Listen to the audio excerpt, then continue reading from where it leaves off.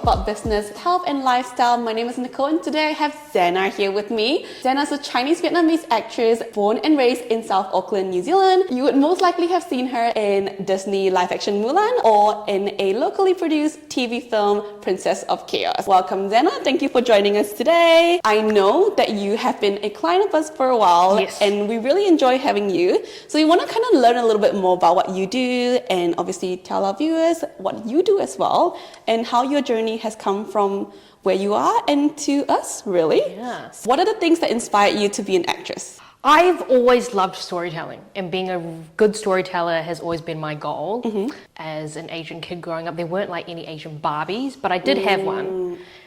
There was an Asian Barbie? There wasn't, but I had a Barbie. That was more important. I was like, was it Mulan? Because it's probably the only one out there. No, I never got that. No. I think, no, I'd never got it. But I had a Barbie and she was super tan with blonde hair. So I just couldn't relate. Yeah. But I used her to tell stories. That's so cute. I think we all did that. I think so. Yeah. But I think it would have made a huge difference if she kind of looked like me. Or if she had dark hair, you know. But yeah, I've always been a really big fan of storytelling and any kind of storytelling, whether it's like directing or writing or performance or anything like that, I think is really powerful because we as humans, we connect to stories. Yeah, I think that's really important. I think like a lot of the things, like did you do storytelling or like drama in school as a kid? Not as a kid, but when I was in high school. Oh, nice. We had these things. I don't know if it's a thing in school anymore with Gen Zs.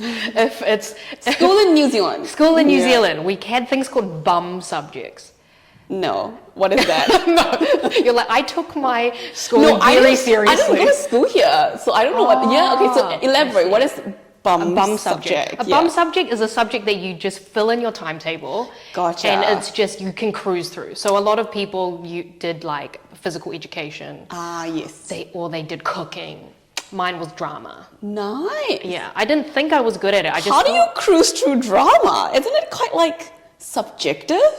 Well, that's the thing. It's like, if I think I'm good, then it's fine, right? Also, it's kind of, drama was just like play. It was just like being a child. So you can't, for me, it felt like there was zero judgment in whether or not it was good at that time. But now I know there is good and there is bad.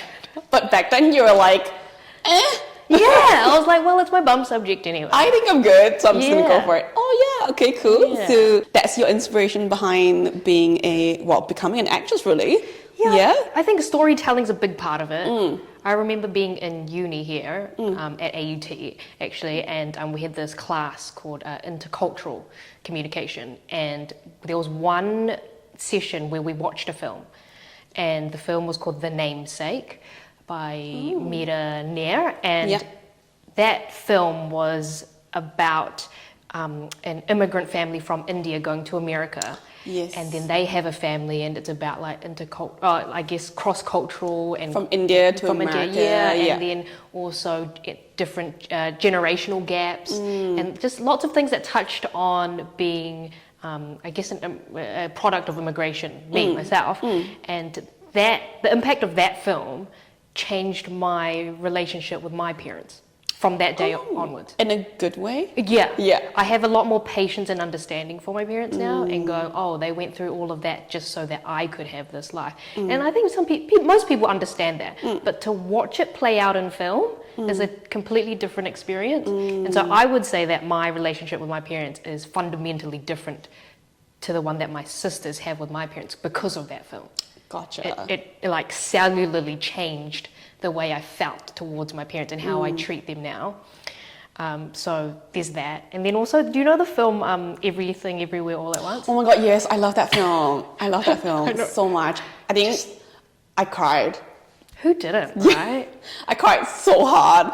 Yeah. And I think it's just like coming from obviously like, an Asian family and like being Asian, that whole, and seeing like the representation on film and seeing like I find it really funny because like you can be Asian and you can go far and wide from your motherland, but every parent's generation were the same, And I find that really interesting. We can all watch Everything Everywhere All at Once and feel the same feelings. Yeah. Yes, it's like Chinese American American, it's Chinese American, Yes, right? yes, yeah. And then like us, like being in New Zealand, like you were born here, like I wasn't born here, but I came here when I was a teenager, and I still had the same, like we obviously relate to the same thing, Yes. and I just think that that's really powerful. Exactly. And I feel like with that film, I don't know if you're not Asian, whether you would relate, but I think it's so powerful that, like I said, like Chinese or like Asians from everywhere around the world could relate to it. Totally. Yeah. And if you're not Asian, you don't relate to those things, but there are things that are very universal. Yes. Like family and like, the mother-daughter relationship in any culture is always a little like this. Yeah. And and then also like different generations of that. But that film, storytelling in itself in that film was great. And I remember going to watch it at the cinemas with my sister, who is someone that rarely cries. I've probably only seen her cry twice in her life, and they were very hard moments. Yeah. But after that film, she was weeping, like sobbing uncontrollably, and I was just next to her. I didn't even know how to have a conversation with her because I've never seen her like that. And she was just trying to tell me like what was so going on with her and how she related to it, and she was just, in between sobs. Yeah. And part of me disassociated from that moment because I just thought, this is what my art can do to people. No. This is what the impact that I can have on people. Yeah. And that's why I love acting, because you're part of that story that can affect people like I did with my sister, and that she can reflect on her own experiences and watch her experiences play out on screen as well. Being a Kiwi actress, how did you feel about this? Now I know there's not a lot of Kiwi actresses out there. There's not a lot of like Asian Kiwi actresses out there as well. How did you feel about, being that representation in this industry? I don't want to throw that word around. It's an honor. Yeah, I know what you mean. But it's I feel like I need to be able to do my people right. To be able to give back, I need to be authentic to myself first. I can't tell people, just do it and be yourself if I'm not being myself. And actually, there are more and more Asian Kiwi actresses. There coming through. is. You've had a few through. Yes. Through it's like a little community in Xana. So all the Asian actresses are coming to the studio. But I think one of the things that I love about being an actor in general is getting to learn more about just being human. I think it's probably not the best way to go about like therapy and stuff, but I've had acting coaches that say, you need to be a healthy person to be a healthy actor. Oh, 100%. Yeah. And, there are so many people that walk around that are, that have lots of issues. And, I'm not saying I've got none, but, everyone has their issues. Yeah. And that's the part of acting where it's like, what issues does my character have, and how can I play with these or use these and things like that. So I think sometimes working as an actor in the craft of creating a character, I can sometimes use those techniques on myself, and it's like self-improvement, Therapy. That's what I mean, like therapy. I mean, it's probably not the best way to go about it. Maybe not. Maybe kind of a little bit. But if you truly need help, probably actually go to therapy. No, you should definitely go to therapy. I think it is something that is so valuable. Yeah. But a lot of acting techniques is kind of like therapy, but for your character. And I always learn something when I'm acting. There's always something, and kind of like when I was filming for Far North, a series that we did here in New Zealand. Yeah. I watched that on the plane. Oh, did you? Yeah, a New Zealand plane. Yeah. Thanks for the support. And I auditioned for that in Cantonese. And when I got cast for it, they told me that the character spoke Mandarin. And so they gave me a couple of months to learn the Was script. that hard? I had an incredibly wonderful teacher, Jimmy, who spoke Cantonese, Mandarin, and English. Oh, nice. So it was a really beautiful working relationship that we had. It's just so supportive, and the directors were just there to just like hold space for me and making sure that they don't change the script too much, so I don't freak out if it's like a whole new thing. Because obviously Cantonese and Mandarin, they're both like, is it similar though? There are similarities. A little bit of similarity. Yeah. But I feel like the intonation is very different. Very. Yeah, like Cantonese because I speak Cantonese too, and my husband doesn't. And every time I speak Cantonese, like all my family speaks Cantonese, he thinks we're yelling. Does he understand? No, but I think it's just the tone of Cantonese. Oh, yeah. It always seems really like angry and direct and like loud, even though we're not yelling. Whereas like, you know what I mean? 100%. Whereas like Mandarin is a little bit softer. Yeah, it's really elegant. Yeah. It kind of glides down the water, whereas we're like, like smashing into the water. I mean, I watched that TV series, and honestly, your Mandarin was pretty good. I was like, whoa, she learned that in a few months. Thanks. I think with being an actor, you can't just do it on your own. Of course, you're the person that they see on screen, but for me, I'm like, people don't know that I have a whole village behind me. I've got the directors supporting me, I've got a teacher, I've got an acting coach. You know, I have to perform on the day, but beforehand takes a lot of preparation, and I need the right people to help me get there and have that performance. So, you're navigating a career path that is obviously a little bit more, I call it non-traditional for an Asian Kiwi person. Yeah, so how do you navigate that, and how do you feel about the challenges that obviously you face? How do you find that support? Like, how do you find the people? Like you said, like it takes a village to obviously build you. Like, how do you find that village, and how do you find people that will be there every step of your way to help you? Hard question, I know. Such a good question. Yeah. Loaded. I know. Think about it. Nicole coming in here.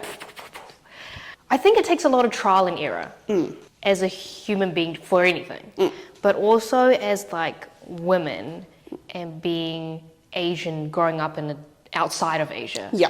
It takes a lot of work for us to fine tune our Identity. our identity and our intuition. I know what you and mean. our gut instinct. Because sometimes our gut instinct is telling us, no, I don't think that serves me. I don't feel comfortable with that. But then we've been taught to be polite and you know, don't be an inconvenience to other people.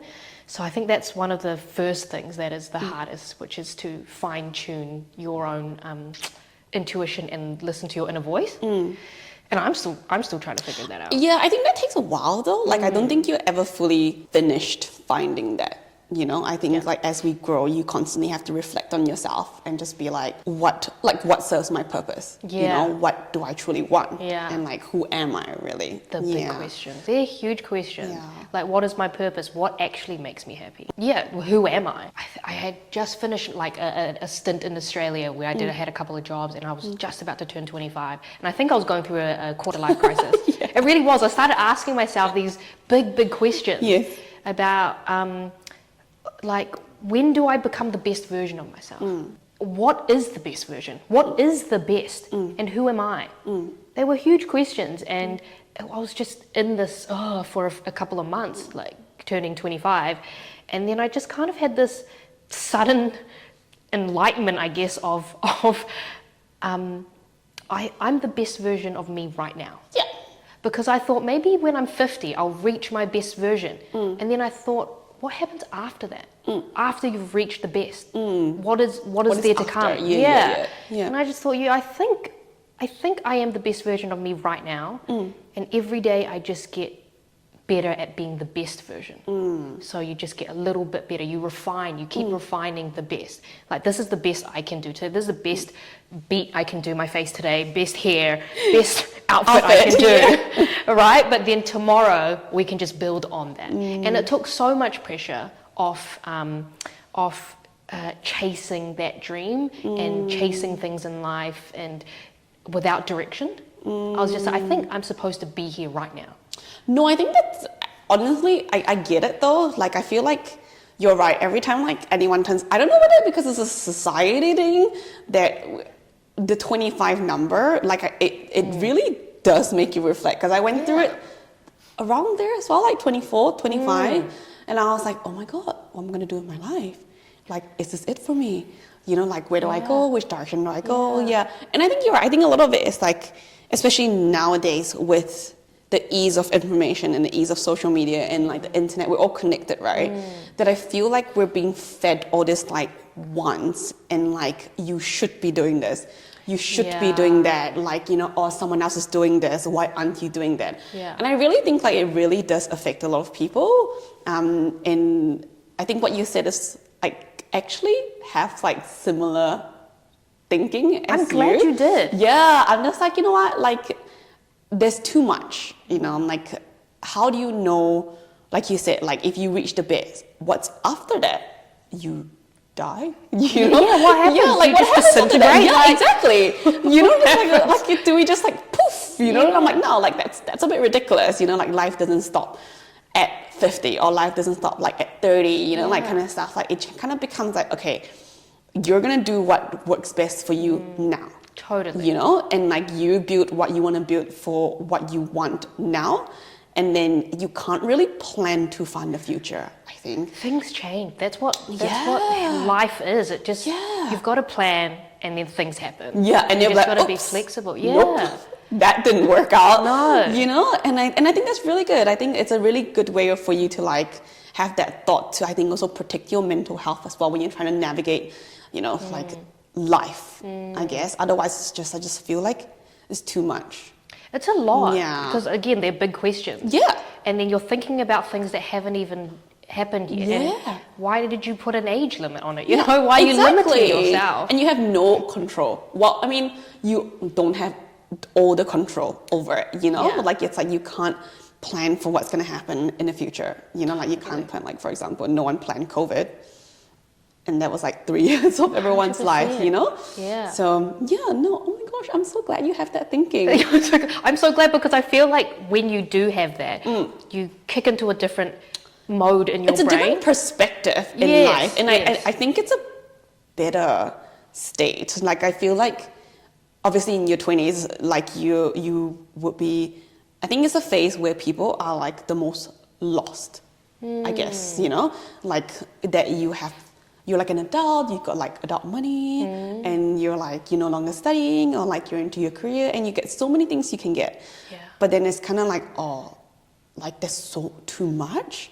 Too many options. Too many options. And I feel like I remember, like, I was like 24, 25, I was just like, oh, like, what do I do? And you Like, probably maybe worked for a year or two. It's like, is yeah, this my life? Exactly. Is this it for the rest of it? Exactly. Like, you just started working, you're like, wow, I'm gonna have to do this for the next 30, Yeah. 40 years. So then you have time, I think, to start. I think it's a real blessing when things like that happen. It probably feels really uncomfortable. It's not painful, it's more uncomfortable. But we have to go through a bit of discomfort. We have to pay. I can't remember, there was an awesome quote. I don't remember from who, but they said that discomfort is the admission price to a meaningful life. Oh, I've not heard that before, but Yeah. I agree. I think, like, you have to ask the hard question. You have to do the hard stuff. Yeah. Like, otherwise, like you said, you wouldn't click into that different perspective and be like, oh, actually, Right? it's totally fine. Yeah. Yeah. And discomfort comes in a lot of different forms as well. I remember earlier in my career when I was deciding whether or not I wanted, if I should go and become an actor, is it even viable, you know, here in New Zealand? I just thought, oh, I don't know how this is going to look to my family. Not that I cared what I looked like, but I was like, what is People going to say about... how my parents raised me, or are they going to be ashamed? You know, will they be embarrassed? or that Asian... You know, and my parents will be like, I don't even know what you studied. Communication studies. It's not a big thing, but I still don't know how to explain it in Chinese. Yeah. But there was that, and I just thought, okay, I could be a teacher, because my parents were like, be a teacher, don't be a lawyer, even though that was in the mix of things. They're like, you're a slow reader. I'm like, yeah. So they're like, go be a teacher, you know, you get to be with kids, and you get to have school holidays. They sold it like it was like a good option. And I was like, okay, first of all, I don't connect with kids. I was a child myself. Yeah. And secondly, I was like, I don't want to work in a school. That doesn't make me happy. But it felt like I had no other option. And they were like, I think this is a good path for you. Maybe you should take that. And I was like, I could do that. And so I'm just going to plan out, I'm going to go to uni 3 years, maybe another year for the teaching, or you specialize, and they'll work for a year, maybe 2, and then tell my parents I hate it. Like, is that a good time? I'm like, but then I'm like, that's like 5-6 years of my life gone. And I just thought, you know what? I think I would rather be a disappointment to my parents now, nip it in the bud, and tell them, I think I'm going to pursue acting, than give 6 years, like waste 6 years, waste my parents' time, waste my own time, be miserable throughout the whole entire money. and money. Yeah. And then, or do that for the rest of my life and then resent my parents. And I'm like, I love my parents too much to hate them for something that they thought was good for me. Yeah. So I'm like, I can't do that. So I just said, look, I'm going to try this acting thing. I don't want to regret it. And if it all fails, then at least I know I tried. You know, the worst thing is not trying. Yes. And dreaming about it, thinking about it, agree. and then hating people that are doing it. I agree. And then going, oh, I could have done this. So why didn't you? Yeah, because if you don't do it, you don't know. You don't know. You'll never know. It really is. It just becomes a what if in your brain. I'm like, oh, like I could have done it. Like you said, like you start resenting people about it, you know? Yeah. And I don't think that's healthy at all. So we know you're a Pilates girly. That's why we know you. And that's why you're here in this podcast. You're here at our studio. Certified now by you? Thanks. Pilates girly. So tell us a little bit more about your Pilates journey and a little bit more about like your relationship with not just Pilates really, like Pilates, fitness, exercise, and how that kind of leads into your life, your person, your job, I guess. Oh. Yeah, hard question. Another hard one. I know. We started off really easy, yeah. and then it just builds. Back like a whole decade ago, I was on a TV series, Yes. and I got really sick, just normal sick, like, but I had the works, you know, the sore throat, everything, and I just thought, oh my God, I have to go to work on Monday, like film, and I don't feel great, and it feels like it's going downhill. For some reason, I'm not religious at all, but I was just in bed just praying to God that I didn't believe in, and I was like, God, if you just turn this around, because I knew I would just have to turn up and do the work. Yeah. People wouldn't have cared, Yeah. but I would have. Yeah. But I was like, if you just make me better, if you know, I'll drink all the water and I'll do all the stuff, I promise you, I will start like focusing on my health. Yeah. I will exercise. I love that. And then like within 24 hours, miraculously started to get better. Wow. And I was like, oh no, I gotta keep my end of the promise. Yeah. I'm gonna have to do this now. I'm gonna do this now. Yeah. So then I started to do mat Pilates. Yeah. That would have been the smart thing to do, but I was 21, I didn't know It's anything at the alright. time. And then I started gaining really massive muscles. And then I was no. like, oh, I'm really unproportionate. Like, Yeah. I look like SpongeBob with those massive arms. Oh no. And you're quite tiny frame as well. Yeah. And I'm like, what's going on? So I took a bit of a break from Pilates. Yeah. But then just before COVID, Yeah. in 2019, I went to my first reformer Pilates class, and it was a private. It was beautiful. But then I didn't go back and do it because the first place I went to try it out was within Cape Town. Oh. Yeah, it was very far away. And so I thought it was just like an isolated experience. Yeah, yeah. Until I found out just during COVID that you guys found out about you guys. Yeah. And then I think I bought like a 6-pack You introductory did. class. And then lockdown happened. And then lockdown happened. But then when it was lifted, I came back. Yeah. And like, no lie, after the 4th class, I could feel a shift in me. Wow. I could feel a shift. And I was like, oh, I think I like this. I like feel strong. Yeah. And Pilates and yoga is always something that they tell actors to do. I hear that. Yeah. I think it's the whole like the way the muscles work to like help you. Yeah, embody a character. Yeah, like the whole body awareness thing as well. 100%. Like how to move your body, how to use your muscles. Totally. Yeah. Oh, that's good. Yeah, I think yoga is a bit more, there's more of a spiritual practice behind it. But with Pilates, it's just all like muscle Look good, and stuff. And I always tell people, especially like guys that are like, oh, Pilates, like such a girly thing. I'm like, actually, it's by John Pilates, and it's for like, he made it for like war veterans. I know. Like for functionality. It's like so hard. Yes. So, yeah, I tell everyone that. But they don't listen until they actually come to class. They're like, whoa. Well, yeah. But it's not doable. Yeah. You know, it's you start off, and I still think I need a lot of improvement. But Oh, I think you're doing fine. that's why when you'd call me a Pilates girly, I was like, I was going to say Pilates princess. You didn't call me that at all. You're like, no, take that back. No. Girly, not princess. Pilates girly. I was like, oh, really, me? I mean, I try really hard. Yeah. But you know, the more you put into it, the more you get out. It actually gets harder the more you do it. Because you're like more aware of what you're supposed to be doing, you're doing the right thing. So it doesn't really get easier, but what gets easier is the mental capacity to hold on. Oh my And I think that mental capacity is such a great Training. Yeah. And I can see it go into other areas of my life as well. So other than the body being more stronger and me feeling strong, because everything kind of stems from the core, I feel more mental clarity. Like, you know, you tell people to work out physically to clear your mind. I never really got that at a gym or when I went to other classes or dance classes even, like none of that. Wow. But recently, I've had the more mental resilience and strength. Wow, that's Because so I've been tortured by the instructor. well, the classes are getting harder because I guess I'm getting kind of a You're little bit getting better, yeah. But then outside of this, in the acting industry, we get rejected a lot, more times than we hear yes. Yeah. So being rejected and then having really hard conversations with people in my life that are really uncomfortable but needed.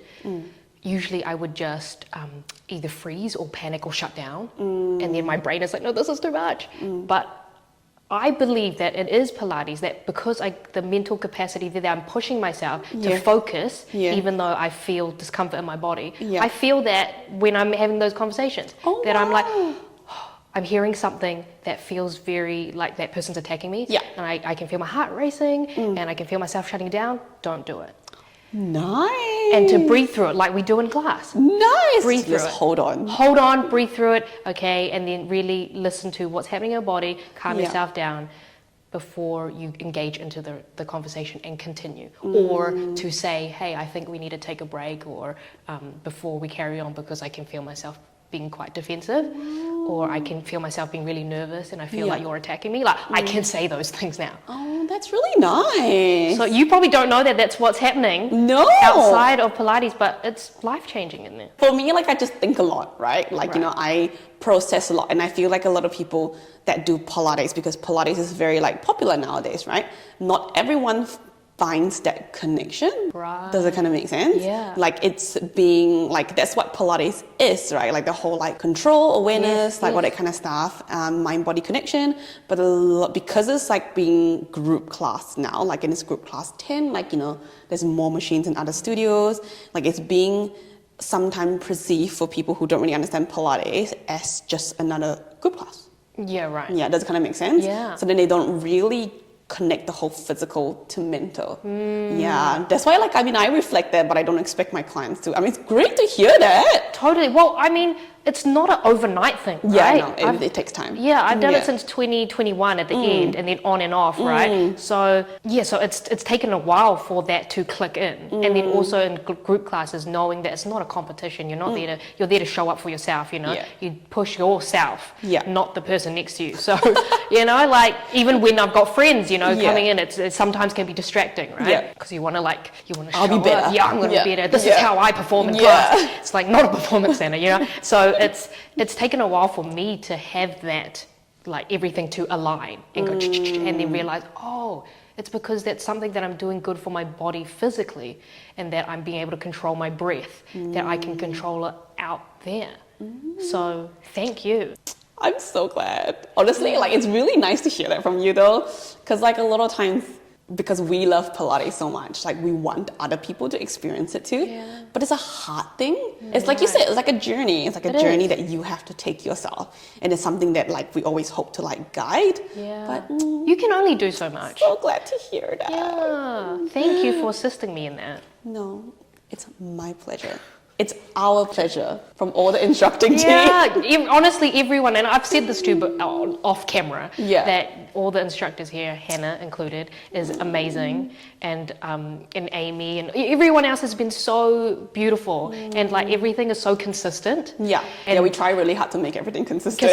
And also, even though there's 10 reformers, that it still feels private because everyone, the instructors come and actually, you know, see what your form is. They don't let you go and do whatever you want. And be like, go free. Totally. You know? And then it trickles from the top. That's why I'm like, Every time there's a new glad to instructor, I'm like, you'll be hear. fine.